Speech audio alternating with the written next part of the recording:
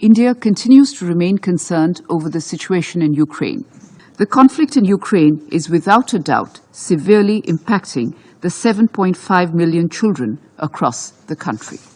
India has consistently called for an immediate cessation of hostilities and for an end to the violence. We have called upon both sides to return to the path of diplomacy and dialogue and also expressed our support for all diplomatic efforts. I shall now make a statement in my capacity as the representative of India. May I begin by thanking Martin Griffiths for his briefing on the situation in Ukraine with regard to the protection of civilians and the situation of children.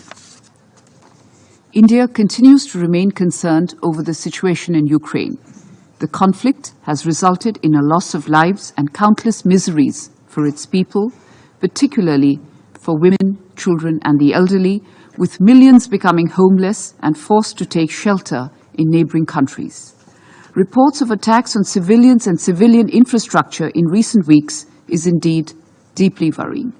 We reiterate our grave concerns in this regard. Children constitute a third of humanity, the most important third, as they are our future. They are also the most vulnerable to suffering, particularly in situations of armed conflict, and therefore need additional protection and care. The conflict in Ukraine is without a doubt severely impacting the 7.5 million children across the country. While the protection of the rights of the child, including their access to education, is the primary responsibility of the national government, the international community has the obligation to do its utmost to provide succor to children affected by the conflict. India is a signatory to the Convention on the Rights of the Child and appreciative of the ongoing efforts, including that of UNICEF, to alleviate the sufferings of the children. We also support UNICEF efforts to scale up its operations. Since the beginning of the conflict in Ukraine, and as the Council, India has consistently called for an immediate cessation of hostilities and for an end to the violence.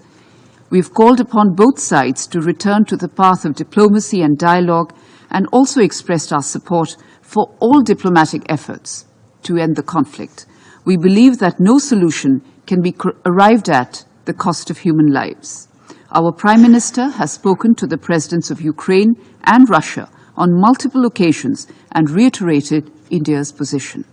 India stands ready to support all such efforts aimed at de-escalation. I should also wish to point out that the impact of the Ukraine conflict is not just limited to Europe. The conflict is exacerbating concerns over food, fertilizer and fuel security, particularly in the developing countries. It is necessary for all of us to appreciate the importance of energy, affordability and accessibility on these critical issues for the global South. Open markets must not become an argument to perpetuate inequity and promote discrimination. India's approach to the Ukraine conflict will continue to be people-centric. On our part, we are providing humanitarian assistance to Ukraine and economic support to some of our neighbors in the global South under economic distress. To help low-income countries fight against price rise and shortage of foodstuff, India has exported more than 1.8 million tons of wheat to countries in need, including to Afghanistan, Myanmar, Sudan and Yemen. We hope that the international community will continue to respond positively to the call for humanitarian assistance. India has so far dispatched 12 consignments of humanitarian aid to Ukraine, and at the request of the Ukrainian government, India has also provided financial aid for reconstruction of an educational institution.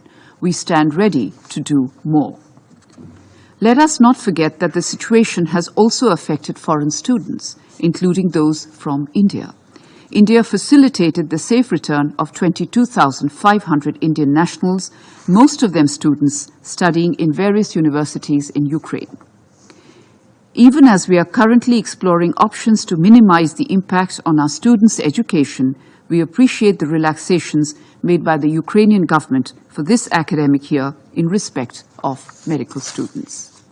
In conclusion, allow me to reiterate that the global order is anchored in the principles of the UN Charter, international law, and respect for the sovereignty and territorial integrity of all states.